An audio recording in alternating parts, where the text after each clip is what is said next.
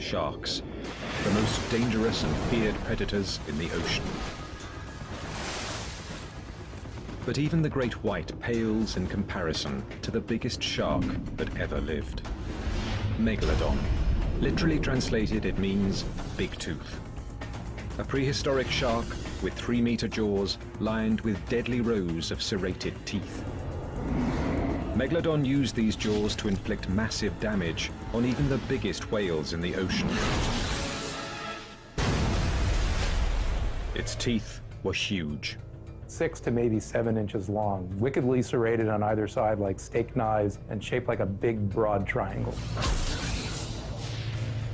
Now, 2 million years after the last Megalodon mysteriously disappeared from the fossil record, scientists are investigating the true shape, size, and behavior of one of the most fearsome predators in history.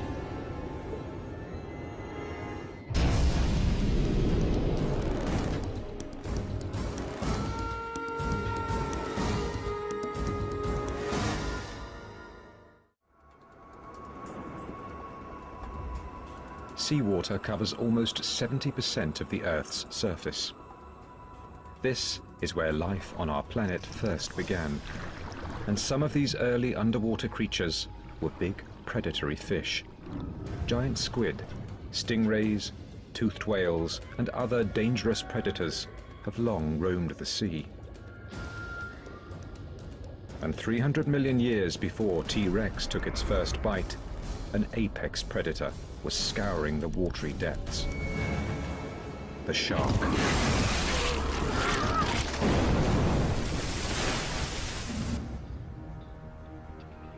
Paleontologists have found remarkable fossil evidence of these predators going back more than 400 million years. The biology of these sharks has remained remarkably stable for all this time. If you looked at a shark from, say, 350 million years ago, you'd have no trouble identifying that as a shark. I mean, it might have some differences with what we think of as sort of the conventional look of sharks today, but you would not be confused. You would know right away that you were looking at a shark. Although many of these prehistoric sharks are now extinct, the great white shark, which still roams the sea today, has survived more than 10 million years. It has become the ultimate ocean predator.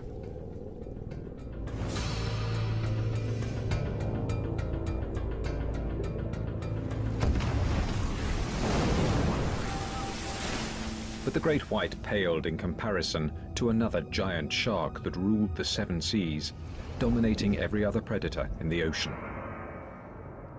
Megalodon. Literally translated, it means big tooth. Megalodon was a giant fossil shark, lived from maybe 25 million years ago up till about 2 million years ago. The largest oceanic predatory shark that we are aware of in the fossil record. Fantastic, huge, enormous predator that the likes of which the oceans hadn't seen before or since.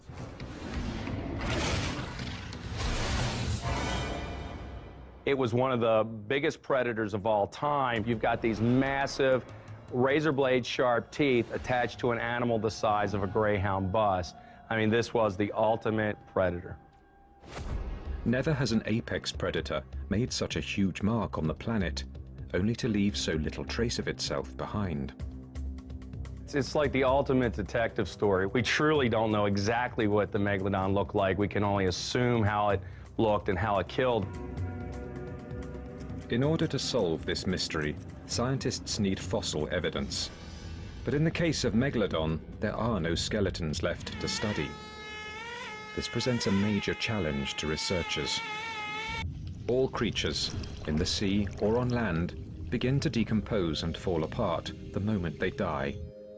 For those with skeletons, within a short period of time, all that is left are the bones. But when it comes to Megalodon, there's a hitch. The shark's skeleton is constructed almost entirely of cartilage. Consequently, there are very few fossilized remains left to show scientists the size and shape of this gigantic fish. Cartilage. Pliable and light, it's the balsa wood of the body. But exposed to salt water, sand, and especially bacteria, Megalodon's skeleton has little staying power. The cartilage is this brownish yellow material. That's the flexible component of the cartilaginous skeleton. You can actually see the little tiny prisms which add structural support and rigidity to the otherwise flexible cartilage. And that's what gives the skeleton its strength. However, because these individual little prisms of cartilage are held together with organic fibers, after the shark dies, those organic fibers can then decompose. Within weeks, shark cartilage breaks apart and disappears.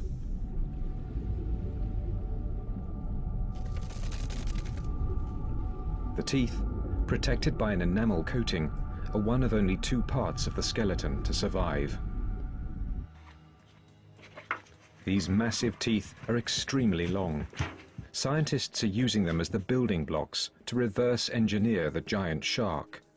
The only other known fossil remains are a few small pieces of backbone. The Calvert Cliffs, along the Chesapeake Bay in Maryland, are a well-known site for uncovering fossils of prehistoric sharks. Dr. Stephen Godfrey has been digging for fossils here for more than 10 years. In that time, he has not found a single megalodon tooth. Oh yeah, this is great. The tide's way up. Beauty. Along with Dr. Breton Kent, Godfrey scours the area, searching for fossil clues. Oh, there's a shark tooth. Little one. Yep. Oh, and there's some bone right here. This was for about a 12 or 14 foot long shark.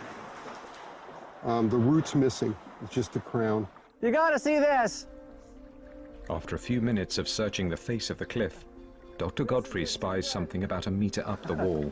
This has never happened to me before. A big mag? Wow, it's not really big, but it's a mag and it's in really nice condition and it's just sitting there. This is so sweet. You can see the serrations on it. It's pristine. I mean, check that out. Oh, absolutely Look at that. perfect. Look Oh, at that. that is gorgeous. Incredibly, on the one day cameras are there to record their fossil hunt, Godfrey extracts a rare 10 to 12 million year old Megalodon shark tooth from the clay-laden cliff. Nice upper lateral. Beautiful Doesn't condition. get any better than that. Look at that. incredible. That's beautiful. A gorgeous one. That's very nice. One of the interesting things about this tooth, if you notice the tip, there's a compression fracture on it.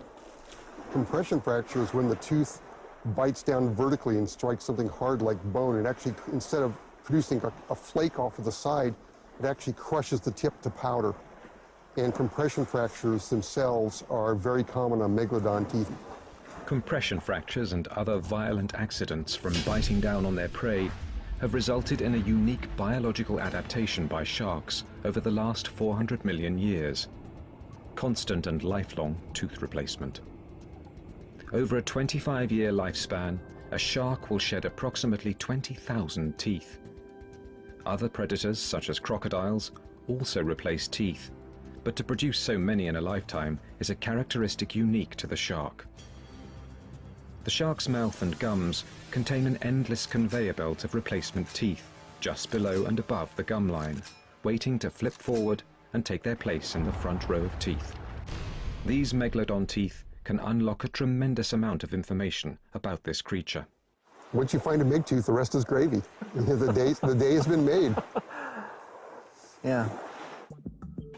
With the found teeth piling up in museum collections around the world, interest in Megalodon intensified over the last few centuries. In 1909, ichthyologists and paleontologists in New York at the American Museum of Natural History labored with great effort to build what they thought was the ultimate Megalodon jaw. The finished jaw caused a sensation, showing a gaping, 3-meter-high collection of nasty, sharp-edged teeth. But they'd made some crucial errors in their reconstruction that paleontologists continue to correct and refine even today. Zoologist and shark collector Dr. Gordon Hubble has been studying shark teeth and jaws for 4 decades. Back in early 1900s, when they reconstructed that Megalodon jaw, besides having a problem with keeping the teeth in the jaw, they didn't know the dental formula, they didn't know the dental arrangement of Megalodon, so the teeth were just put in kind of haphazardly. In constructing the display, the scientists appeared to have chosen the largest teeth available from fossil deposits around the world, and the dimensions reflected that. The jaw was enormous. The 1909 effort eventually raised questions. Would the teeth going front to back all be that large? And then there were the sheer number of teeth in the jaw. It seemed excessive. This version of Megalodon had more teeth than the modern great white. These doubts fueled an even larger debate.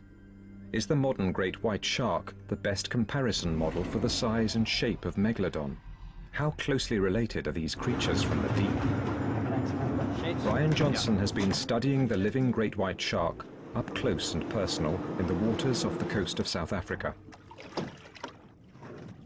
I think when the guys discovered these huge fossilized teeth, they wanted to find something in today's world that possibly was similar. And the only real shark that springs to mind is the great white shark.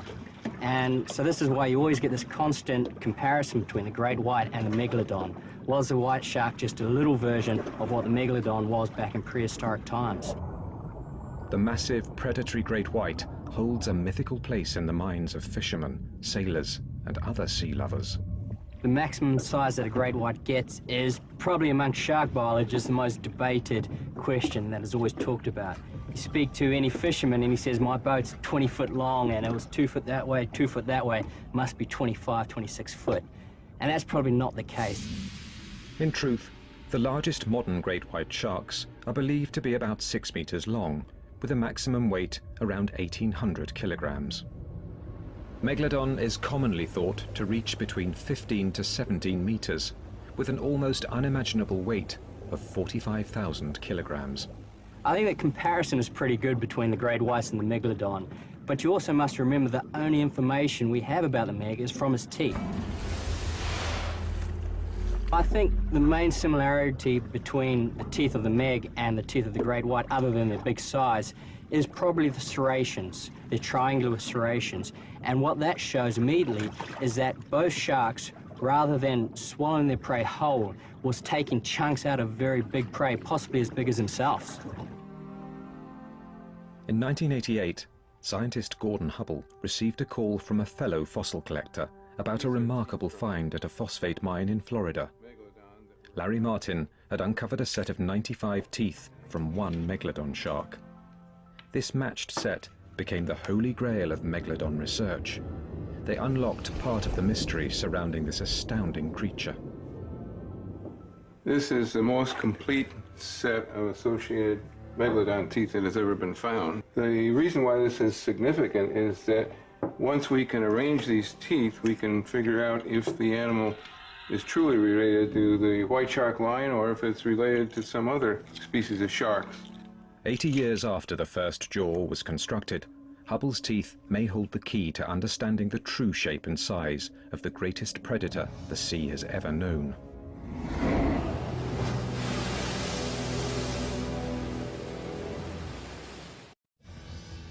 Megalodon, a ferocious predator that roamed the seas for 20 million years, and all that's left is the teeth and a few scattered vertebrae. In 1988, Gordon Hubble helped to identify the most complete set of Megalodon teeth. But how did these teeth fit together inside the shark's jaw? Hubble was stumped. It led to about 10 years of frustration because we didn't know at the time for sure what the dental formula on the Megalodon shark was. And so every time a scientist came to visit us, or just anybody that wanted to look at these teeth, we had them place these teeth how they thought they would go in the mouth. The third tooth is a prominent feature in the modern great white shark's jawline. And that's what really bothered us. It wasn't until we realized that the Megalodon is an entirely different line of evolution and does not have that third upper tooth, that small tooth that slants in, and indeed has a third upper tooth that's about the same size as the first two teeth. Then we figured it out and everything fell into place. There are 24 teeth in the upper jaw. The lower jaw has a total of 22 teeth. Behind the 46 teeth in the front row, approximately 200 more teeth lie in rows, waiting to flip forward to the front and take their place on the predatory battlefield. Other scientists and museums were now interested in taking that knowledge and putting together a realistic Megalodon jaw recreation. Fossil collector John Babiars has amassed a huge collection of Megalodon teeth. With the help of museum curator Brad Archer, he undertook the task of building an accurate recreation of the Megalodon jaw. No one had done the project before, at least not in the scale that we wanted. Babiars and Archer worked diligently to figure out the shape and placement of the upper and lower teeth, using models and pictures of great white jaws and earlier Megalodon reconstructions. Right off the bat, we figured, oh, damn, these teeth aren't going to fit because they're way too big and there's no room in the jaw, unless the shark only had 4 teeth in a row. We know that's not correct. First, the teeth are sanded smooth. Next, a hole is drilled in the base of the tooth and a metal rod is inserted. The rod is then attached to the jaw mold. But they still needed help placing the teeth in the jaw. The men turned to Gordon Hubble and his knowledge of associated Megalodon tooth sets to see if he could help organize the teeth. And we looked at all the teeth that he had and we put them together into a set as closely as we could. In September of 1994, the jaws were finally completed. The men loaded the jaws onto a flatbed truck and drove them to the museum at Arizona State. The results were astounding. While not quite as large as the jaws built in New York in 1909, it's clear an animal would have to be of massive proportions to carry a set of jaws this size. Well, this jaw is approximately 7.5 feet tall, and it's about 8.5 feet wide, if I remember right, and has about 254 teeth in it, all real teeth. Once scientists had an idea about the size and scale of the teeth and jaws, they could start to figure out what the body was like. The Calvert Marine Museum skeleton paints a vivid portrait of the infrastructure needed to support the massive jaws. But the next step was to create a lifelike representation of this beast. What would a creature of this size look like swimming towards you in the ocean? Dr. Michael Gottfried, who had worked on the Calvert skeleton, now felt confident he could speculate on what this beast might have looked like from the outside. Collaborating with artist and animal modeler Jim Melly, a Meg model was born. I mean, basically, this kind of thing it's the marriage of science and art, taking scientific information and converting it into a sculpture. A 15-meter, life-size replica of Megalodon now hangs in the San Diego Natural History Museum. So after all the research, working with models, working with drawings, working with the actual specimens that we do have, here's the end result. What we think is the most accurate and the most biologically plausible reconstruction of Megalodon that's on exhibit anywhere. From the first Meg tooth found by early humans, scientists now have a stunning picture of this massive creature. Hundreds of teeth capable of inflicting terrible damage on its prey. A jaw 3 meters wide and 2 meters high. A body at least 15 meters long. Megalodon was enormous, and doing kind of an estimate of the size of this fossil giant, that it would probably have been about a ton a foot, so in the neighborhood of about 50 tons plus. Truly enormous animal. The question now was not so much what did the shark and its jaws look like, but how did they work?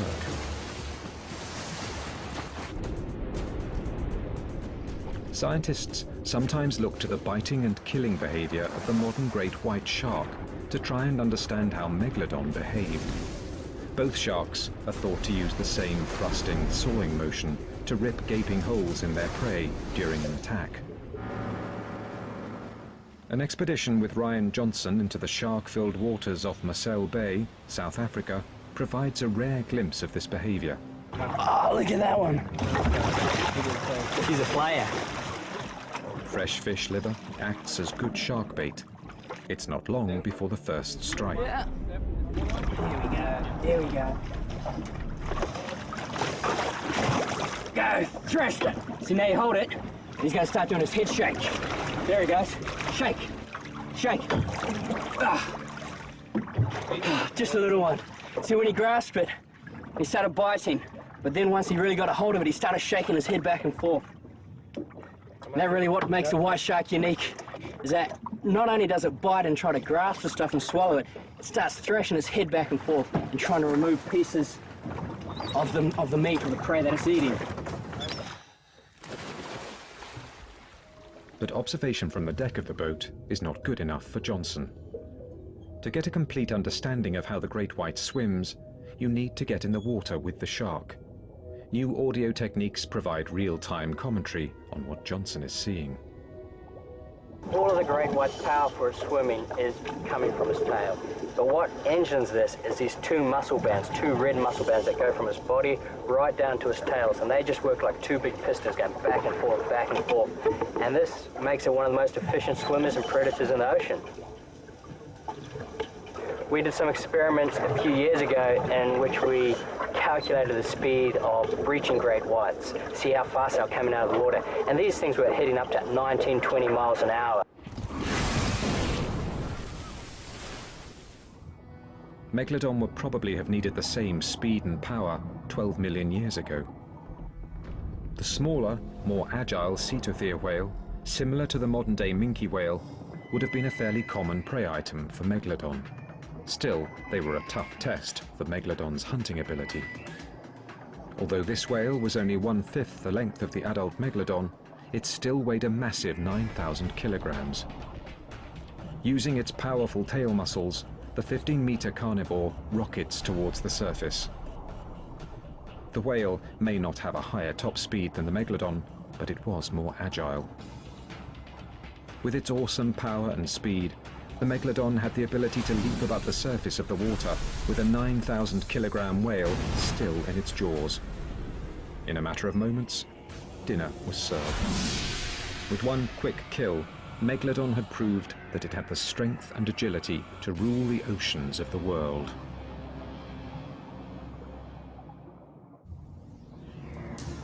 Megalodon ruled the oceans for almost 20 million years. But even top predators have to keep their lineage going from generation to generation. Most scientists agree that, like the great white, the prehistoric Megalodon gave birth to live young.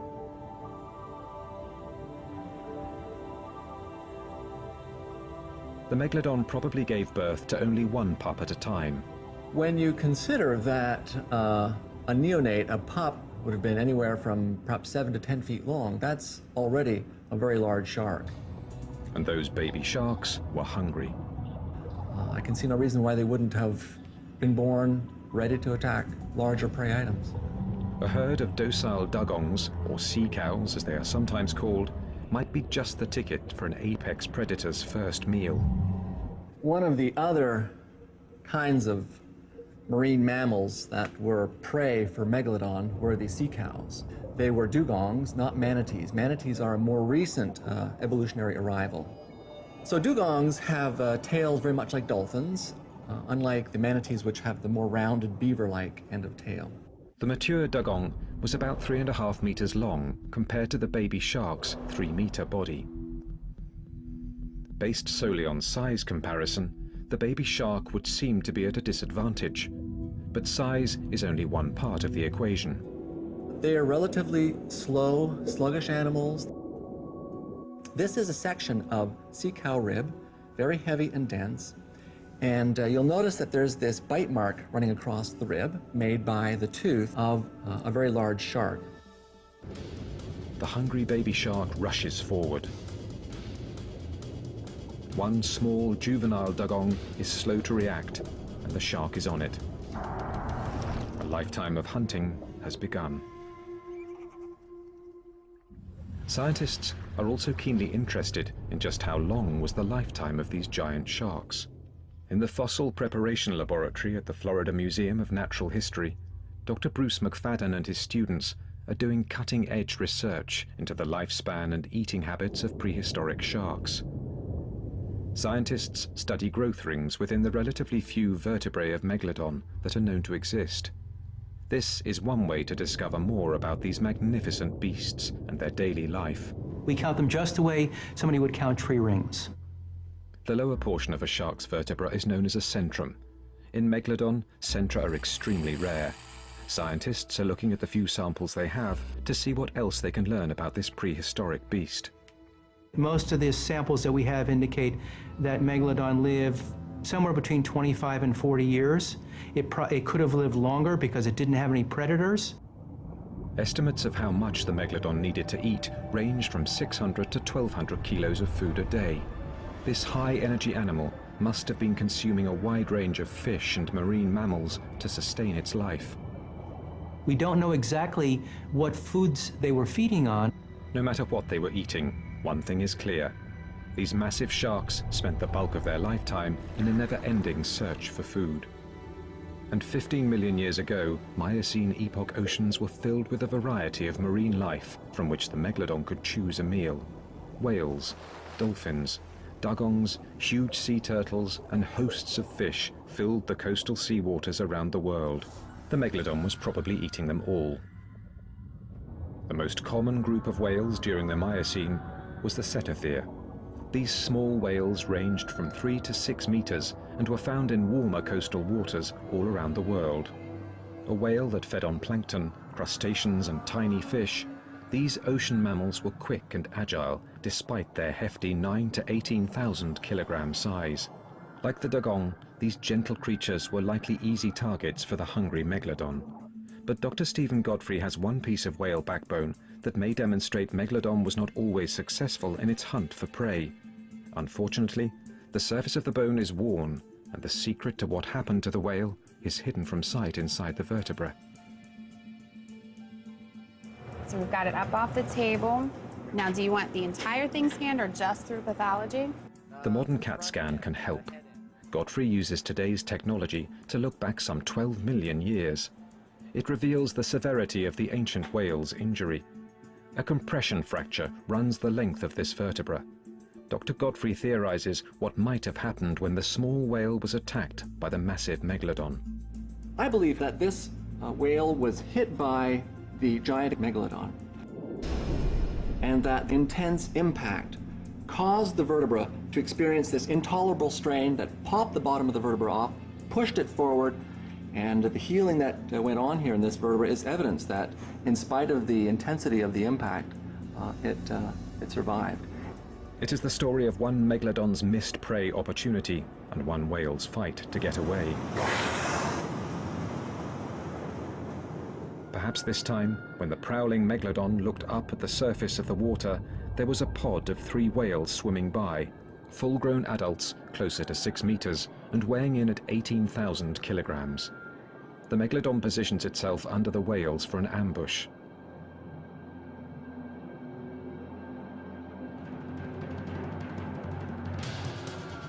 The small whale wavers, and the giant shark cannot adjust its trajectory. The Megalodon's massive jaws miss their target, and his head smashes into the whale's back. As the CAT scan proves, this time the whale escaped. The whale was lucky. In most cases, it was easy prey for Megalodon. But 20 million years ago, there was another marine mammal that could match Megalodon's aggression. This is a skull of an ancient whale called a squalodont, and these animals could echolocate, and they were probably top predators for their time. Squalodon would have been a pretty formidable opponent. Squalodon didn't get as big as Megalodon, but they got pretty good size. 25, 30 feet, I think, would be a pretty good estimate for a reasonable sized Squalodon. Squalodon was a top predator, like today's transient orcas.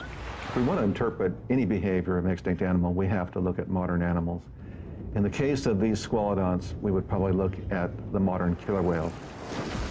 Whales have been known to attack sharks. It's not simply a one-way street where sharks attack whales. Squalodon, at a maximum length of 9 meters, would not have taken on a 15-meter Megalodon by itself, but they would fight. If the Megalodon spotted a Squalodon, it wouldn't have hesitated to attack. Scientists believe these marine mammals may have traveled in pods. Squalodon, being a big-toothed whale, would have been a highly intelligent animal. Megalodon, not so much. Higher reasoning powers in sharks, not nearly as well developed as what we find in marine mammals. Even an enormous animal like Megalodon is going to feel this punch in the gills.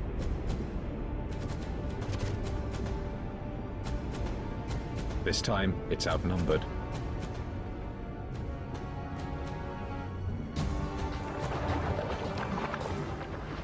The first Squalodon may not survive for long, but the Megalodon has sustained a few battle scars of its own.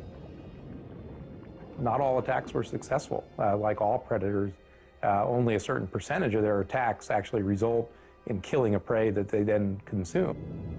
But prey species other than squalodons and dugongs may have provided richer pickings. There were also large whales swimming in the coastal waters of the Pliocene epoch. Really large whales. And when Megalodon wanted a three-course dinner, it may have gone after a beast even bigger than itself.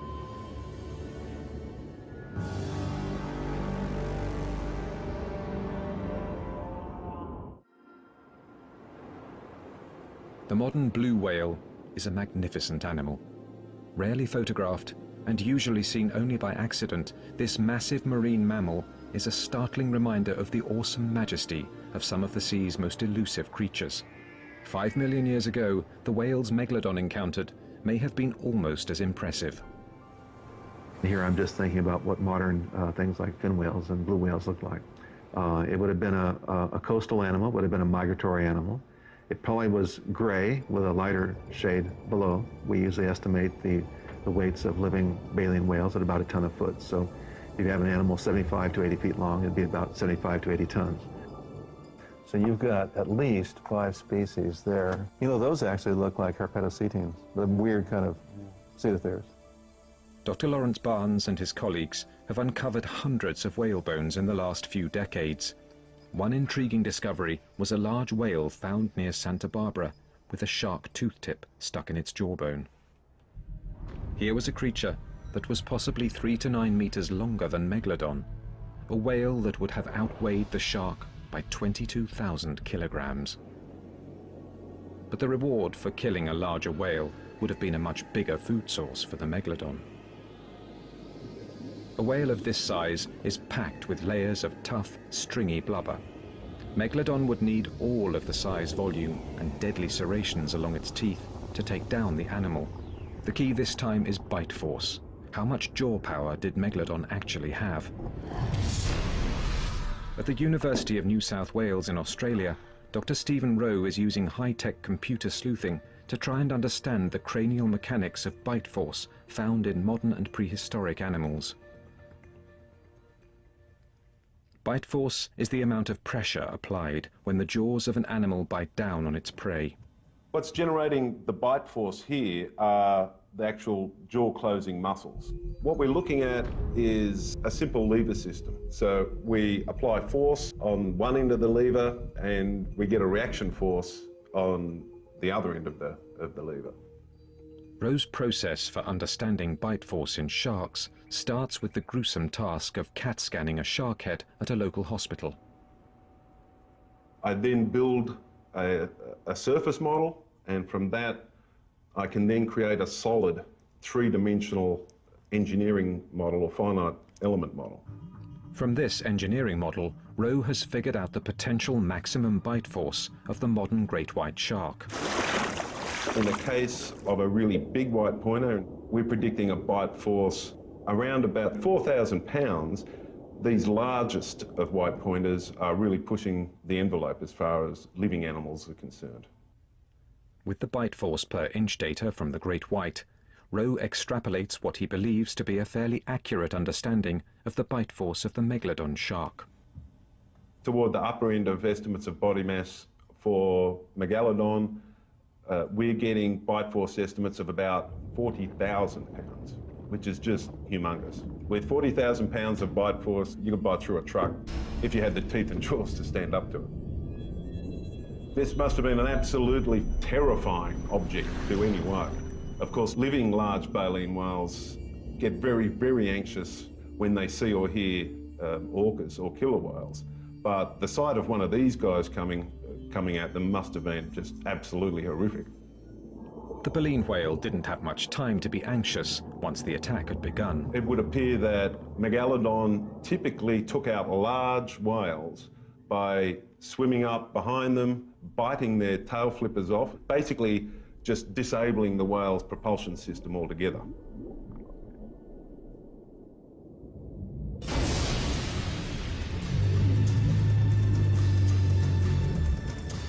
This is certain death for the whale as he bleeds out through a gaping hole in his artery. But with no hands to hold down his enormous prey, how did the Megalodon keep the 68,000 kilogram whale from swimming off after one bite to the belly or throat? At Wright State University in Ohio, paleontologist Chuck Ciampaglio has constructed an experiment that demonstrates the deadly potential of the Megalodon to attack a giant prey item. A high-density gel mold will simulate whale flesh. The centerpiece of the demonstration is a set of mechanical Megalodon jaws that he believes simulates the unique jaw motion of the shark's mouth.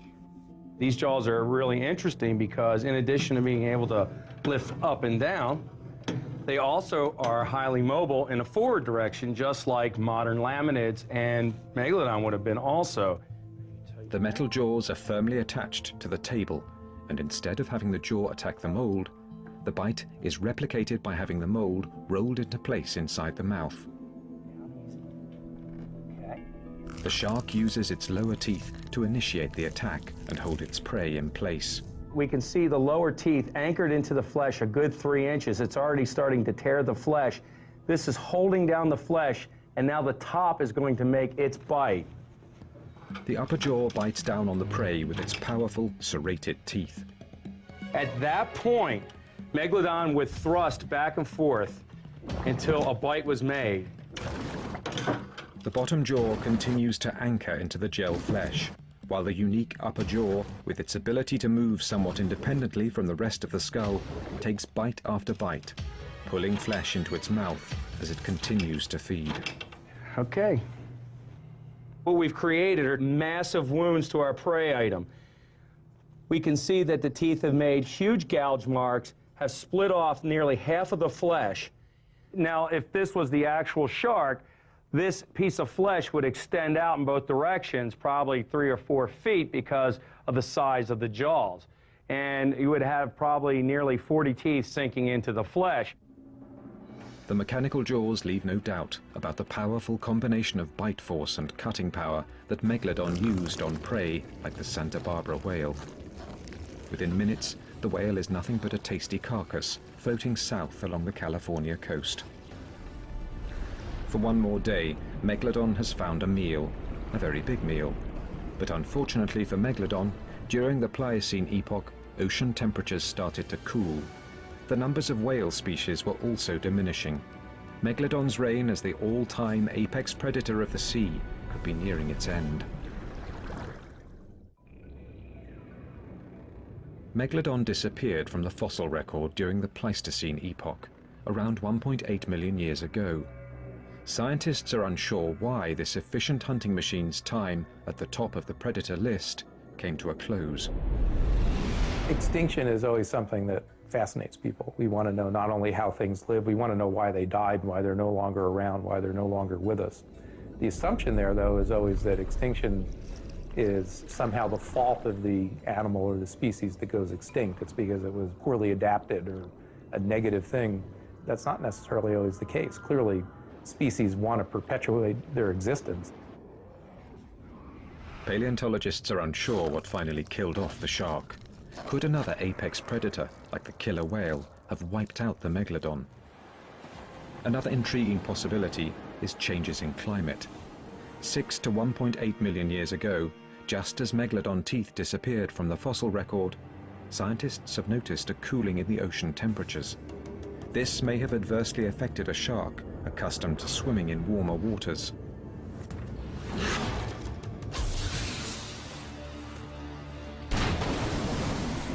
Paleontologists also know that as the Miocene epoch progressed, the population of smaller whales was replaced by larger whales. these whales may have favored colder climates to the north. It might very well be that as whales became migratory and spent the summertime in northern latitudes, that in fact the sharks just didn't have access to the big whales. By the middle of the Pliocene, without year-round access to larger prey, Megalodon may have been feeling acute hunger pangs. With a loss of a large portion of the whales, perhaps 3/4 of all the whale species at the time, we ended up losing a major food source for Megalodon. The giant shark would have become increasingly desperate for food. Cannibalism was always a possibility with Megalodon, but could have increased as other sources of food thinned. Smaller Megalodon teeth have been found in deposits alongside other marine mammals that were prey items for the shark. There is speculation that these juvenile Megalodons may have been at risk from bigger, hungrier Megs. The closing of the land bridge in South America may have also affected the worldwide migratory patterns of some marine animals. The disappearance of the Central American seaway and its replacement by a land bridge and the effect upon marine organisms has been debated among scientists. We look at things like even the modern sperm whales. The same species exist in both the Atlantic and Pacific. And the question is, are they going around the southern continents, or are they just very slow to evolve? It is unclear if the closing of the Isthmus of Panama that connects North and South America could have affected Megalodon. Scientists continue to search for clues about Megalodon and its demise by studying the great white shark. For starters, the modern great white is equipped with a remarkable internal heating system known as gigantothermy, which is an excellent survival tool. Most fish are cold-blooded, and the great white isn't. It's warm-blooded. It elevates its body temperature up above the ambient water temperature, which for a long time was a characteristic solely assigned to mammals. And they do that with a special system of blood vessels that actually warms the blood that supplies critical parts of the shark's sensory biology, so the eyes, the nose, particularly. Paleontologists have not yet figured out if Megalodon possessed this extraordinary biological capability. If they did not, as temperatures cooled, it's possible the great white was in a better position to withstand the dip in the ocean temperatures. More importantly, scientists believe having more variety in its diet probably helped the great white shark. While Megalodon was primarily preying on larger marine mammals, the great white was able to eat smaller prey items and fish. They need less biomass to keep going. There's probably not as much pressure, if you will, as there is on an apex predator the size of Megalodon, which would mean need a tremendous amount of biomass to maintain its existence. In essence, unlike the great white, Megalodon may well have eaten its way out of existence. The great white was clearly a more adaptable animal, and as a result it flourishes in oceans around the world to this day. But the question of whether these two magnificent sharks were related continues to interest scientists. Paleontologist Chuck Ciampaglio and other experts insist there was little direct relationship between Megalodon and the great white. According to Ciampaglio, advanced computer technology underscores the differences between the two animals. I think one of the things I'd like to see cleared up is that to allow Megalodon to be called, you know, Carcharicles, Megalodon, change the name, separate it out from the great white, and let's get on with business at this point. The great white tooth and the Megalodon tooth do have some markings in common. Both are triangular and serrated. But the great white tooth and its prehistoric ancestor have little or no scar at the base, whereas the Megalodon clearly has a prominent chevron-shaped scar. And blowing up the great white tooth to the same height of a Megalodon tooth reveals that even at the same length, the great white fossil tooth is noticeably thinner and more gracile than the Megalodon tooth. Well, let me do the converse here. Let me show you a very small Megalodon, about approximately the same size as this great white, and you can see that small sizes the Megalodon doesn't look the same. Again, the serration densities are different. This tooth is distinct from this great white no matter how big you make it. The team compared the dentition of the modern great white, the extinct Mako, and Megalodon. And what we found consistently was whether or not we looked at the root, the blade, or the entire tooth, was that the extinct mako and great white always clustered together for every tooth position, while Megalodon always clustered away. Megalodon and great white are not directly related. Megalodon is not the extinct great white, and all scientific evidence points to this. Or does it? Looking all the way back to the first jaw recreation in 1909, there are scientists who still insist the great white shark is more directly related to the Megalodon. The smoking gun? Rare fossilized Megalodon vertebrae. Backbone anatomy suggests that Megalodon and great whites are quite closely related to one another. These researchers are turning to work being done on the centra of Megalodon vertebrae to support this theory. I think because the vertebral centra haven't been as thoroughly studied, they provide some very important clues, and I think they ought to be studied very carefully. But Megalodon centra are not common. Worldwide, for the 16 or 17 million years that it lived, we probably have on the order of a dozen to 24 vertebral centra of Megalodon preserved. It'll be some time before scientists can collect more comprehensive data in this area. Perhaps the information locked inside the vertebral centra can finally answer the question of whether or not Megalodon's legacy lives on in the great white shark. One point everyone agrees on is that there is much more to learn about the physical makeup and behavior of Megalodon. And one thing is certain: the unique combination of physical size, tooth shape, jaw strength, and appetite created an animal unique in the 400 million year history of sharks. Big Tooth is still the all-time king of the sea.